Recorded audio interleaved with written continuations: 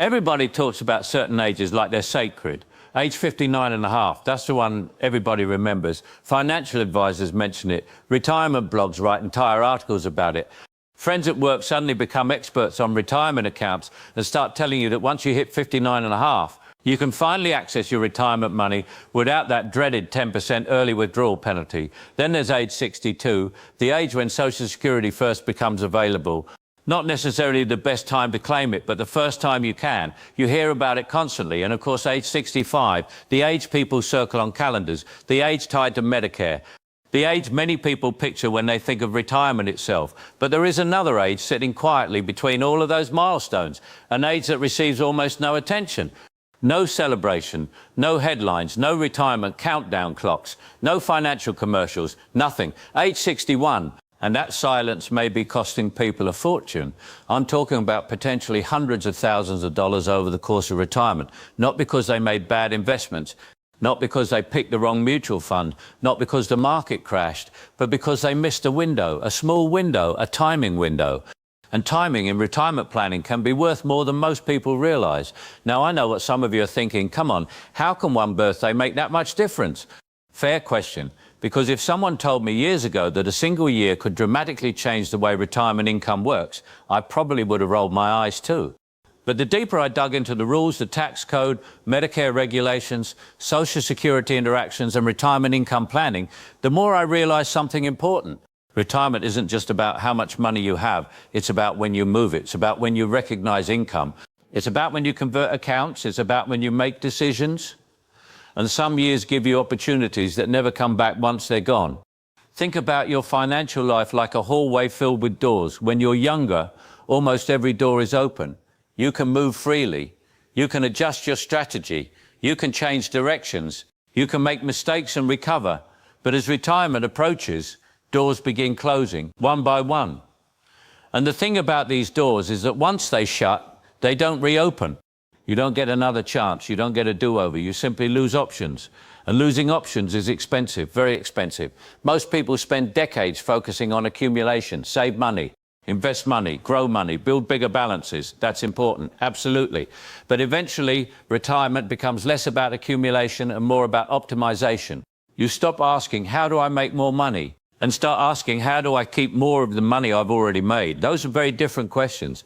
And the answers require a different mindset. Let me explain.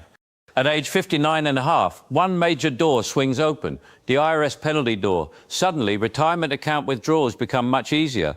You can access traditional IRAs and 401ks without that additional 10% penalty. For many people, that feels like freedom, and it is. But here's the problem. Most people think they've reached the finish line. In reality, they've just entered one of the most important planning windows of their entire lives. The window between roughly age 59 and a half and age 63 may be the most flexible period you'll ever have again financially. The reason? Because several major retirement systems haven't fully activated yet. You're standing in a rare zone where opportunities exist without many of the restrictions that will soon arrive. Then age 62 appears. Now things begin changing. Social Security enters the conversation. You can claim benefits if you choose. Again, not always the best decision, but the option exists, and options matter. But Social Security introduces something most people never hear about until it's too late. Tax interactions, thresholds, income calculations, formulas, rules layered on top of rules. Suddenly, retirement isn't just about how much money comes in. It's about how every source of income affects every other source. And that's where many retirees get blindsided. You see, the government doesn't look at retirement income the way most people do. Most people see income as income. The government sees categories, buckets, thresholds, calculations, special rules, and every one of those rules can impact how much money ultimately stays in your pocket. Now let's talk about something that almost nobody discusses at neighborhood barbecues. Nobody brings this up during golf outings, and yet it affects millions of retirees. Medicare premium adjustments. Most people assume Medicare has one price. Simple, straightforward. You sign up, you pay the premium, end of story. Not exactly. The reality is far more complicated. The government uses something called income-related monthly adjustment amounts. Most people know it simply as RMDs. And what RMDs does is increase Medicare premiums for retirees whose income exceeds certain thresholds. In theory, that sounds reasonable. Higher income individuals contribute more. Fair enough. But here's where things get tricky. The system doesn't look at your current income. It looks backward, 2 years backward. That means decisions you make today can affect Medicare costs years from now. Think about that. Imagine driving a car where every turn you make today changes a road you'll be driving on 2 years later. That's essentially how this works. And that's where age 61 becomes so powerful. At age 61, Medicare isn't looking at you yet. Not really. Its radar hasn't turned your direction. You can still make large strategic moves without triggering future Medicare premium consequences. But once you move closer to age 63, that changes. The radar turns on, the clock starts ticking, and every major income decision suddenly carries a future consequence. Let me put this another way. Imagine you're standing in front of a giant warehouse. Inside that warehouse are all the financial moves you'll ever make in retirement. Roth conversions, capital gains harvesting, tax planning, withdrawal strategies, income management. At age 61, the warehouse doors are wide open. You can move around freely. You can organize things. You can reposition assets. You can make adjustments. By age 63, forklifts start appearing. Warning signs go up. Certain aisles become restricted. Movement becomes harder.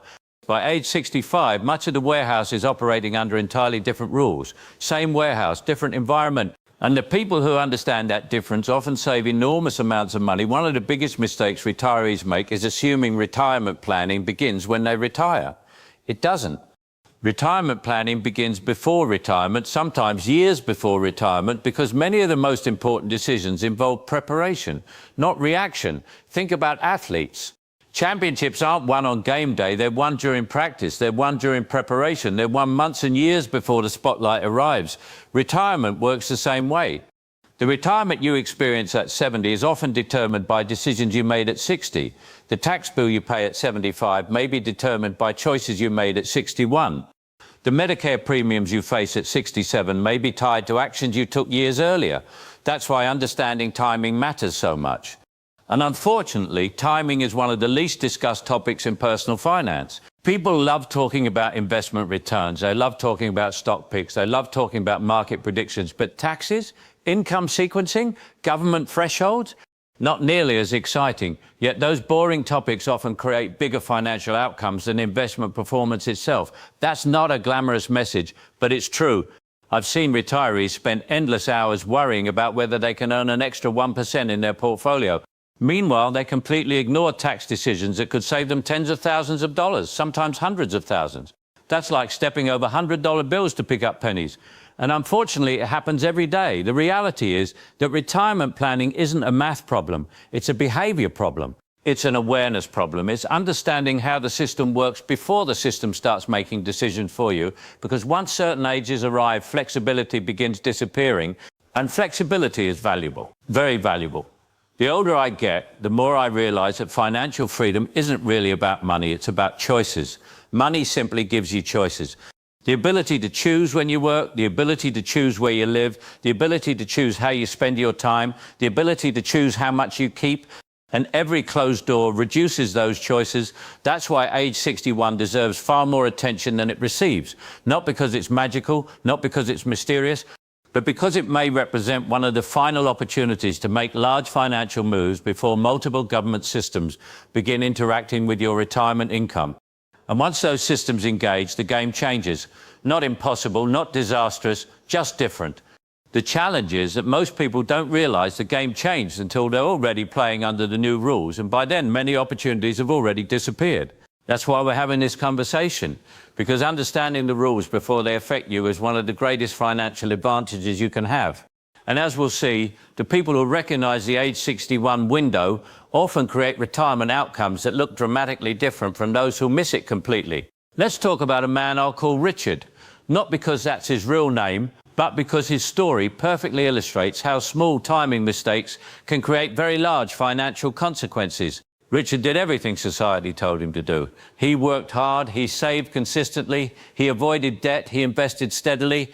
For 3 decades, he faithfully contributed to his retirement accounts. Every raise produced a larger contribution. Every bonus went toward the future. Every year, he pushed a little more money into his 401. And eventually, all that discipline paid off.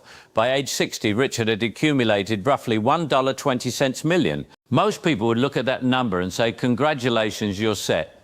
And in many ways, they would be right. Richard wasn't reckless, he wasn't careless, he wasn't financially illiterate. He was exactly the type of person retirement planning is supposed to reward. Then he retired, and that's when the problem started. Not because retirement went badly. Actually, retirement was wonderful. For the first time in decades, Richard could wake up without an alarm clock. He could spend time with family, travel when he wanted, read books, play golf, volunteer. Life felt good.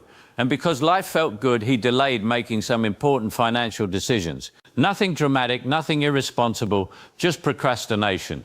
The kind of procrastination almost everyone experiences. He knew Roth conversions existed. He knew they could be valuable. He knew he probably needed to do them eventually. But eventually felt far away. After all, he had just retired. Why rush? At age 61, he converted a small amount, enough to feel productive, not enough to make a meaningful difference. At age 62, he did something similar, another modest conversion. Again, not wrong, just small. Then age 63 arrived, and Richard finally decided it was time to get serious. He sat down, ran the numbers, looked at future tax projections, examined his upcoming required minimum distributions, and he realized something. His future tax burden could become substantial if he didn't act. So he made what appeared to be a smart decision, a very smart decision. He converted a large amount of money from his traditional retirement account into a Roth account. From a tax perspective, the move made sense. His current tax bracket was manageable. His future tax bracket could be higher. The conversion reduced future required minimum distributions. It increased future tax flexibility. It seemed like a textbook example of good planning. And for a while, everything looked perfect. Then he turned 65, and a letter arrived, a very expensive letter. His Medicaid premiums were dramatically higher than he expected. At first, he assumed there had been a mistake. Surely Medicare had mixed up paperwork. Surely someone entered the wrong number. Surely this couldn't be right. But it was. The system wasn't confused. The system was following the rules exactly as designed. 2 years earlier, Richard's large Roth conversion had increased his reported income. Medicare saw that higher income and concluded that he belonged in a higher premium category. The conversion happened once, the consequences arrived later. And that's the part that frustrated Richard most. The bill wasn't connected emotionally to the decision. The cause and effect were separated by years. Human beings struggle with delayed consequences. If touching a hot stove burned you 2 years later, nobody would connect the burn to the stove. That's how many retirement rules operate. The consequences arrive long after the decisions, and that makes them easy to miss. Now, here's the painful part. Richard's conversion wasn't wrong. Let me repeat that. His conversion wasn't wrong. The timing was. If he had completed the exact same conversion 2 years earlier, the outcome could have been dramatically different. Same tax savings, same Roth balance, same future benefits, different Medicaid consequences, one decision, different year, potentially tens of thousands of dollars of difference over retirement. That's the power of timing. And that's what most people underestimate. People tend to view retirement planning as a collection of isolated decisions. Should I claim Social Security? Should I convert to Roth? Should I withdraw from my IRA? Should I sell investments? But retirement doesn't work that way. Everything is connected. Every decision affects another decision. Every choice influences future choices. Every dollar interacts with another rule somewhere else. Retirement isn't a collection of separate puzzles. It's one giant puzzle where every piece touches another piece. And age 61 sits at the center of many of those connections. Now let's talk about required minimum distributions, because this is where things become really interesting. Most people love tax-deferred retirement accounts, and for good reason. You get a deduction today, your investments grow for years. Taxes stay postponed. Sounds fantastic, until the IRS eventually wants its money. Because make no mistake, the government didn't forgive those taxes, it delayed them. And eventually the bill comes due. Required minimum distributions, often called RMDs, are the mechanism that forces the issue. Starting at age 73, the government begins requiring withdrawals from certain retirement accounts. Not optional, required, hence the name. And these withdrawals count as taxable income. Whether you need the money or not, whether you want the money or not, whether it fits your financial plan or not, the IRS wants its share. Imagine having a giant retirement account. Maybe $2 million, maybe more. For years, you enjoyed watching it grow. Now, suddenly, you're required to pull money out. Every year, and every withdrawal becomes taxable income. That income can affect tax brackets. It can affect Social Security taxation. It can affect Medicare premiums. It can affect all kinds of other calculations. And here's what many people don't realize. By the time RMDs begin, your ability to influence them has already been shrinking for years. This is why proactive planning matters. A Roth conversion isn't really about today's taxes. It's about future flexibility. It's about reducing future forced distributions. It's about giving your future self more options. Remember our hallway of doors? Every Roth conversion performed before major retirement systems activate preserves flexibility later. Every conversion delayed until after those systems activate becomes more complicated. Not impossible, just more expensive. That's an important distinction. Age 63 doesn't eliminate opportunities. Age 65 doesn't eliminate opportunities. Age 73 doesn't eliminate opportunities. They simply make those opportunities more costly. And costs matter. Because retirement is ultimately a game of preservation. Most people focus on growing wealth. Far fewer focus on protecting wealth. Yet protecting wealth becomes increasingly important as retirement progresses. Think about climbing a mountain. During the ascent, your goal is gaining elevation. Every step upward matters. Retirement is different. Now you're carrying valuable cargo back down the mountain. Protecting what you've accumulated becomes just as important as accumulating it in the first place. That's why tax efficiency matters. That's why timing matters. That's why understanding government thresholds matters. Every dollar unnecessarily lost to taxes or premiums is a dollar that can no longer support your lifestyle. And over decades, those dollars add up, sometimes dramatically. Let's discuss another overlooked concept, capital gains harvesting. The phrase sounds complicated. The reality isn't. Suppose you've owned investments for years, maybe decades. Their value has increased substantially. Normally, selling those investments creates taxable gains. Nothing surprising there, but retirement creates unique opportunities. Particularly during low-income years, under certain circumstances, retirees can realize significant capital gains while paying little or even no federal tax on those gains. Think about that. Years of appreciation, years of growth, potentially realized at extremely favorable tax rates. Yet most people never take advantage of the opportunity. Why? Because they don't understand when the opportunity exists, or they wait too long, or they simply never hear about it. Again, timing becomes everything. A low-income retirement year can become an extraordinary planning opportunity, but only if you recognize it while it's happening. This is why I often tell people that retirement planning is less about forecasting the future and more about recognizing windows. Windows open, windows close. Opportunities appear, opportunities disappear. Success comes from acting while the opportunity exists, not after it disappears. One of the biggest myths in personal finance is that retirement planning becomes easier once you retire. Actually, for many people, it becomes more complex. Not because retirement itself is complicated. Retirement is wonderful. The complexity comes from income management. Before retirement, income is usually straightforward. You earn a paycheck. Taxes come out, life moves forward. After retirement, income may come from multiple sources: traditional accounts, Roth accounts, brokerage accounts, Social Security, pensions, part-time work, rental properties, dividends, interest. Every source has different rules, different tax treatment, different consequences. Managing those sources intelligently becomes one of the most valuable skills a retiree can develop. And that's why awareness matters so much. Because once you understand the system, you stop reacting and start planning. You stop guessing and start modeling. You stop hoping and start optimizing. Now I want to address something emotional, because retirement isn't just mathematics, it's psychology. And psychology often causes people to make expensive decisions. For decades, you've trained yourself to save more, spend less, accumulate assets, watch account balances rise. That's the behavior that created your retirement nest egg. But retirement requires a different mindset. Now you're supposed to use the money, and that feels uncomfortable. Many retirees struggle with this transition. They see account balances decline and feel anxiety, even when those withdrawals are completely appropriate, even when the withdrawals were planned, even when the math is perfectly sound. The emotional response remains because spending accumulated wealth feels different than accumulating wealth. And this emotional challenge can interfere with good planning. People delay Roth conversions because they don't want to pay taxes. People avoid realizing gains because they don't want to see balances decrease.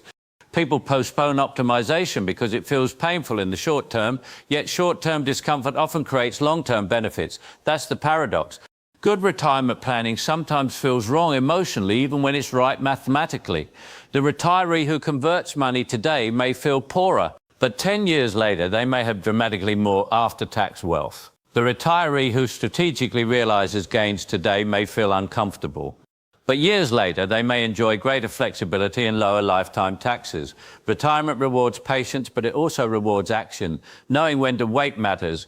Knowing when to act matters even more. And age 61 often represents one of those moments where action becomes exceptionally valuable, not because the calendar itself possesses magical powers, but because multiple systems haven't fully activated yet. You still possess unusual flexibility. You still have room to maneuver. You still have open doors, and open doors create opportunities. Closed doors create costs. That's the lesson, not fear, not urgency for the sake of urgency. Awareness, understanding where flexibility exists and using it while you still can. Because eventually every retirement decision becomes harder, not dramatically harder, just incrementally harder. And retirement is often won or lost through increments. A little more tax efficiency, a little lower Medicare expense, a little more flexibility, a little better timing. Those little advantages compound year after year. Eventually they become major advantages.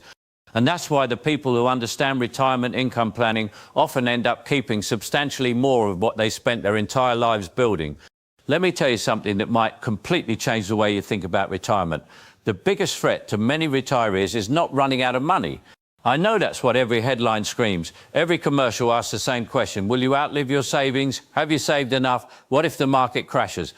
Those are legitimate concerns. But for millions of disciplined savers, especially people who have accumulated substantial retirement assets, the bigger risk isn't running out of money. It's leaking money, slowly, quietly. Because every rule you understand becomes another tool. Every threshold you understand becomes another opportunity. Every timing window you understand becomes another advantage. And advantages compound, just like investments. Let's revisit our hallway of doors one final time. When you're younger, the hallway seems endless. Door after door after door. Infinite opportunities, infinite flexibility, but eventually the hallway narrows. Doors begin closing, not because anyone is trying to punish you, simply because that's how retirement systems are designed. Different ages activate different rules create different constraints. And the closer you move toward Medicare, Social Security decisions, and required minimum distributions, the more important timing becomes. That's why age 61 matters, not because it's magical, not because it's secret, not because it's some hidden loophole. It matters because it's one of the last moments when multiple important planning opportunities remain simultaneously available. It's one of the final periods where significant financial moves can occur before several major retirement systems begin interacting with one another. And once those interactions begin, optimization becomes more difficult. Not impossible, just more expensive. Here's the good news. You don't need to become a tax attorney. You don't need a finance degree. You don't need to spend every weekend reading IRS publications. You simply need awareness. You need curiosity. You need a willingness to ask better questions. Questions like, what will my required minimum distributions look like? How will Medicare view my income? What are my future tax brackets likely to be? When should I consider Roth conversions? How do my various income sources interact? What planning opportunities exist today that may disappear later? Those questions alone put you ahead of most retirees, because most people never ask them.